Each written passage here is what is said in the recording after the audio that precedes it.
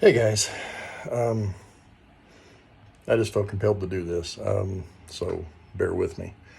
Getting ready to do the Church Mouse podcast. Not going to do it today, but I'm getting ready to. I'm getting everything situated, and just kind of want to show you guys kind of what I'm doing here. So let's see if I can. Well, I'll show you that.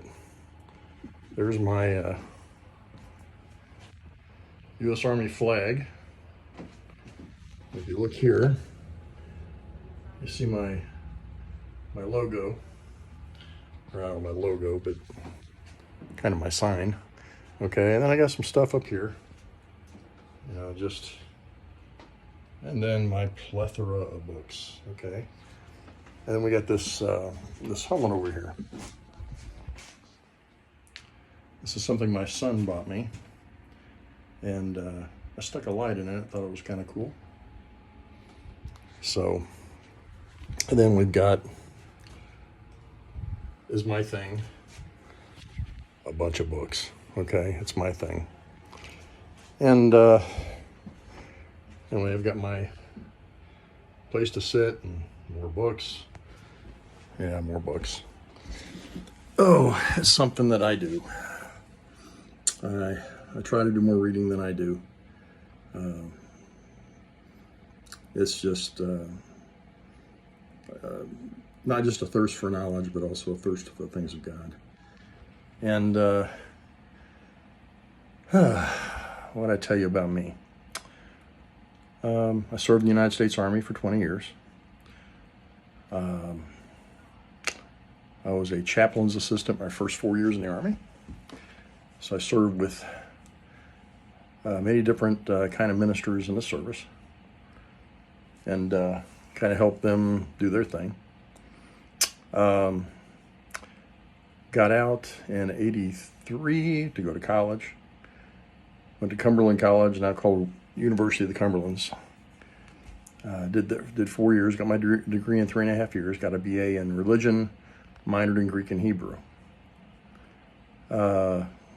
When I got out of school, I tried to get involved in ministry. And I remember talking to the area minister. This is down in Kentucky. And he was over like 4 or 5, maybe 6 different counties. And I went from being American Baptist to Southern Baptist. And because I didn't have any family, no connections, no nepotism, no nothing, I remember going down and talking to the guy. It was like talking to a dead man. He wouldn't hear me. All I wanted to do was fill pulpits and get some experience preaching. And that didn't happen. So after I graduated, I came back up here to Ohio and eventually went back in the military and became a medic. Primarily, I became an EMT, but I primarily was a ophthalmic technician. That's a person that assists in eye surgery and that kind of thing. Glaucoma, cataracts, any number of things, and also testing. So I did that for a while, and then I retired in 2004, out of Fort Huachuca, Arizona, and then I came home.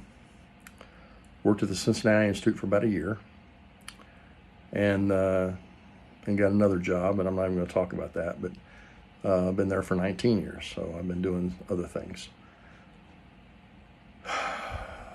I felt called into the ministry when I was a young man, and I had to go through a lot of stuff to get where I am today. And you probably have gone through a lot of stuff to get where you are today too. We've all gone through things. We all have experiences. We all have things that God has allowed us to go through. Not that God made us go through it, but sometimes it just comes down to bad decisions on our part, or being in the wrong place at the wrong time, and any other combination of excuses we give ourselves. Mistakes are mistakes. Everybody makes them. That's why they put erasers on the end of pencils. Somebody invented whiteout. Why they put a delete key on the computer, and why we need Jesus. Okay? And the idea of the church mouse has been long coming. Said before, it came from a mouse that was in a church, an old World War II church in Germany, and that just stuck with me. So the idea of a church mouse is not to be judgmental, to be I don't know, above or think I'm better than somebody else. I don't. It's about, a church mouse is usually unseen.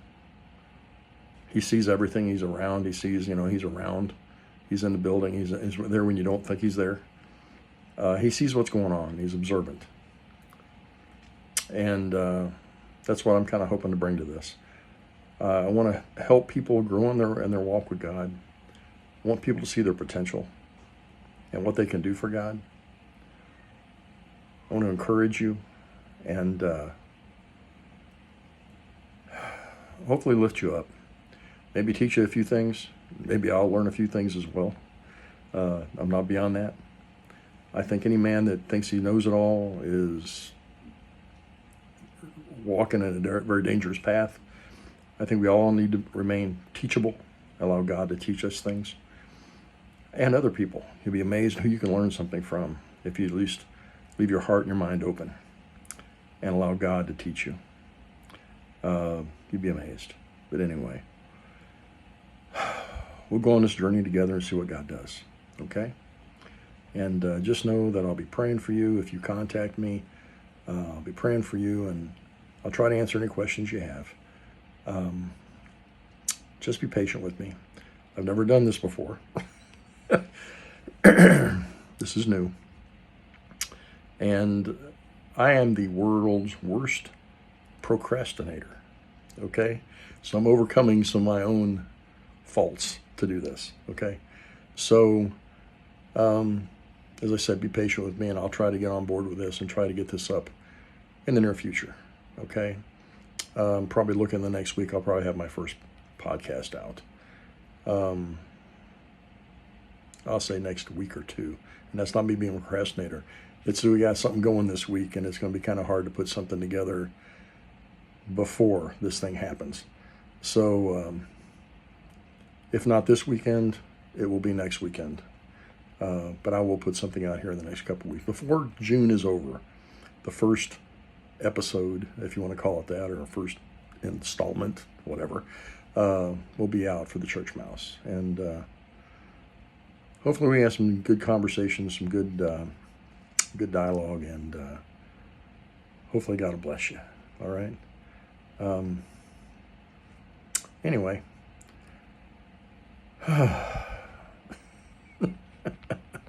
God bless. And let's go walk together.